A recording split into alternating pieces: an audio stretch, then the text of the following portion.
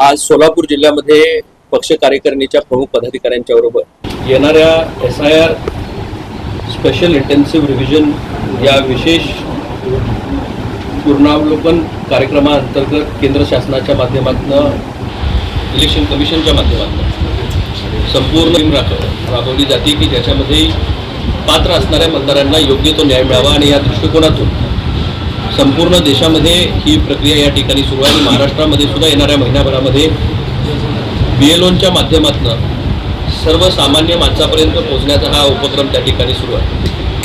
पक्षाच्या वतीनं सुद्धा याला एक स्पेशल टास्क फोर्स ज्याला आपण म्हणू अशा पद्धतीनं BLA त्यांच्याबरोबर या ठिकाणी काम करतील आणि शिवसेना पक्षाच्या वतीनं आमचे नेते एकनाथजी शिंदेसाहेब, श्रीकांतजी शिंदेसाहेब यांच्या मार्गदर्शनाखाली संपूर्ण राज्यामध्ये या ठिकाणी ही मोहीम चालू होत असताना सोलापूर जिल्ह्याची जबाबदारी लोकसभेची माझ्यावर त्या ठिकाणी सोपवण्यात आली आणि आज सर्व जिल्हा प्रमुख, तालुका प्रमुख, उपजिल्हा प्रमुख, आदरणीय माजी मंत्री महोदय यांच्या समवेत आम्ही या ठिकाणी सर्व आढावा घेतला, सूचना केल्या आणि येणाऱ्या काळामध्ये कोल्हापूर जिल्हा ज्या पद्धतीनं आम्ही 5 आमदार तिथपर्यंत आणून पोहोचवले तसं सोलापूर जिल्ह्यामध्ये एकाकाळी 5 आमदार शिवसेना पक्षाचे त्या ठिकाणी होते.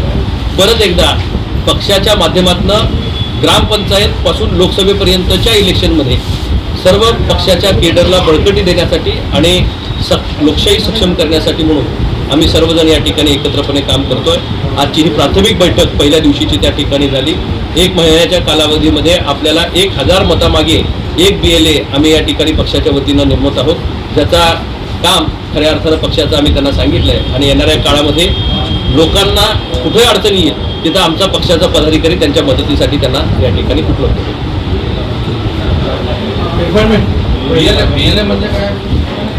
आता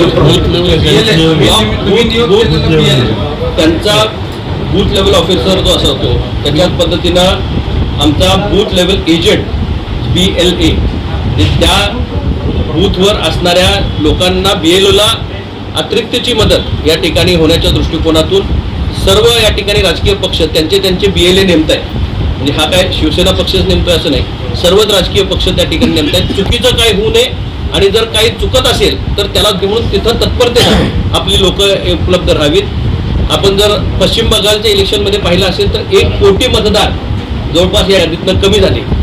त्यामुळं चुकीचे मतदार झाले असतील, दुबार झाले असतील, मयत झालेले असतील किंवा नावं वेगवेगळ्या ठिकाणी असतील, परत दुसऱ्या गावी त्या ठिकाणी स्थलांतरित झाले असतील, याची सगळी माहिती शासन त्या ठिकाणी घेतं आणि योग्य ती मतदार यादीचं मॅपिंग करून त्या ठिकाणी हा कार्यक्रम केला जातो. त्याला पोषक म्हणून सर्वच राजकीय पक्ष कुठावर अन्याय होऊ नये याची काळजी म्हणून ही व्यवस्था त्या ठिकाणी तयार केली जाते.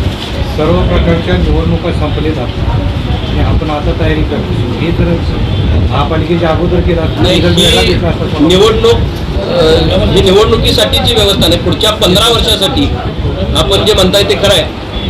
आज जे या ठिकाणी याद्या तयार होत आहेत हे निवडणूक आयोगाच्या आदेशानं त्या ठिकाणी तयार होत आणि तो आदेश करत असताना राज्याला जो आपला कार्यक्रम आला तो आत्ता सगळ्या निवडणुका पार पडल्यानंतर आणि त्या अंतर्गत आज जो या ठिकाणी कार्यक्रम आलाय तो महिनाभर कार्यक्रम त्या ठिकाणी सुरू राहणार आहे.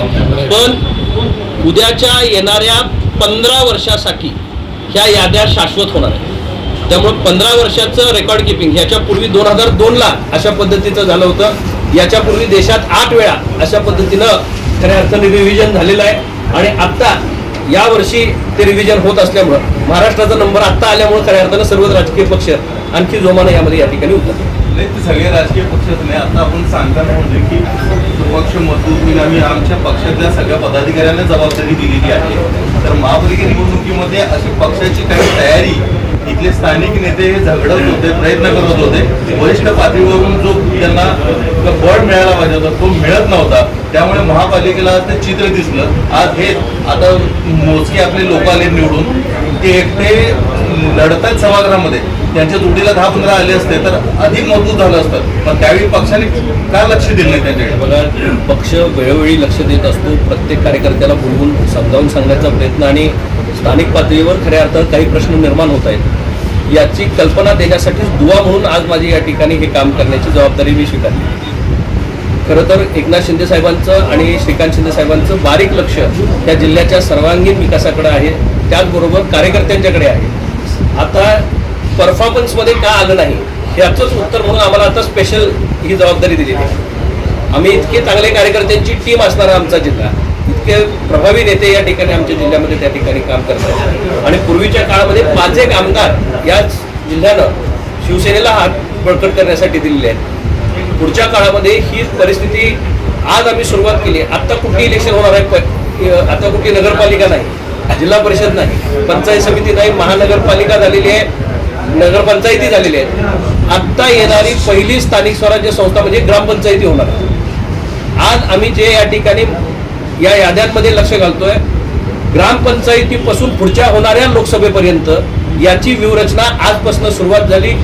पुढं 3 वर्षानंतर लोकसभा आहे म्हणून त्याची बांधणी या ठिकाणी होणार नाही, तर आज 3 वर्षापूर्वीच पक्षानं त्या दिशेनं पावलं टाकायला सुरुवात केली.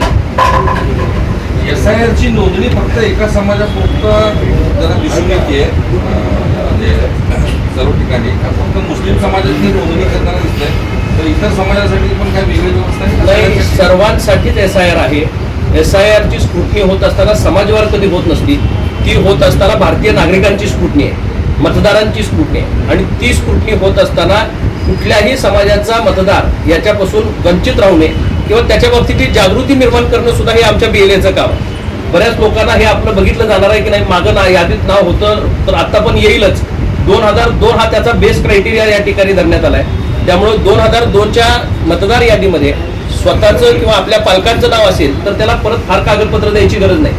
पण जर ते नसेल तर तुम्हाला प्रूव्ह करावं लागेल की तुम्ही तिथले रहिवासी आहात, तिथले मतदार आहात.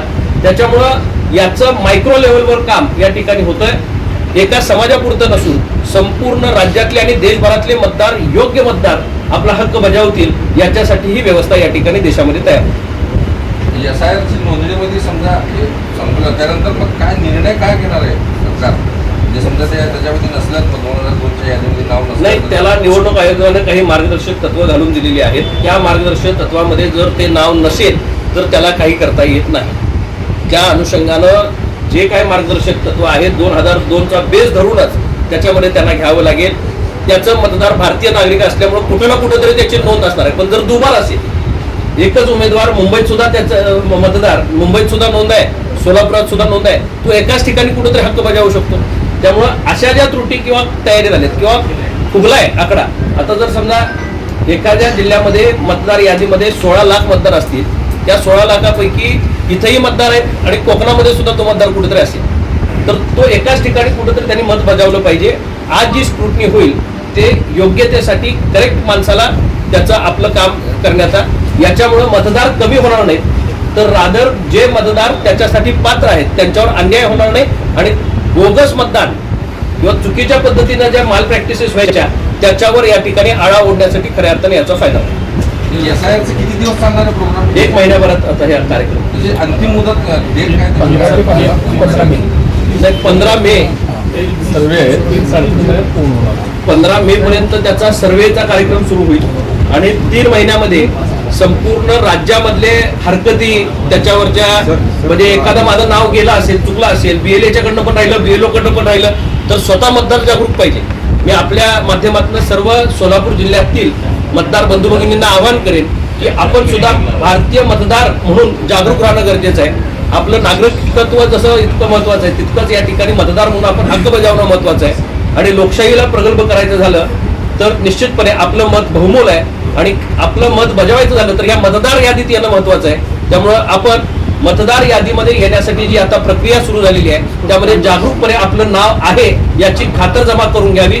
जर काही अडचणी आल्या तर BLOंच्या पशी किंवा आमचे जे BLA असतील पक्षाच्या वतीने नेमलेले त्यांच्यापाशी आपण संपर्क साधला तर आमची टीम तुम्हाला त्या ठिकाणी मदतीसाठी पुढे येईल. Okay, thank you. माहिती देताना एकनाथ शिंदेचं देखील नाव दिलेलं आहे, त्यांच्या देखील बंधूबाबत कॉन्टॅक्ट करण्यात. हे बघा, आज आम्ही राजकीय जीवनामध्ये वावरत असताना अनेक लोकांचा संपर्क आम्हाला येतो. तुमच्या गावी आलं, तुम्ही कुणाकडे तर घेऊन गेला तर आम्ही त्या ठिकाणी जातो, देवाला जातो. काही साधू महंत जर असतील तर त्यांच्या भक्तिभावानं काही लोक म्हणतात की चला. आता सगळ्यात राजकीय लोकांना त्याची पार्श्वभूमी नंतर एखादा असं प्रकरण उघड आल्यानंतर त्याची उजवी डावी बाजू त्या ठिकाणी समोर येते.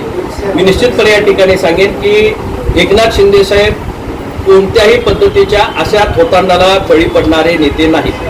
ते स्वयंभू नेते आहेत, कर्तृत्वानं आणि कर्मानं तयार झालेले नेते आहेत.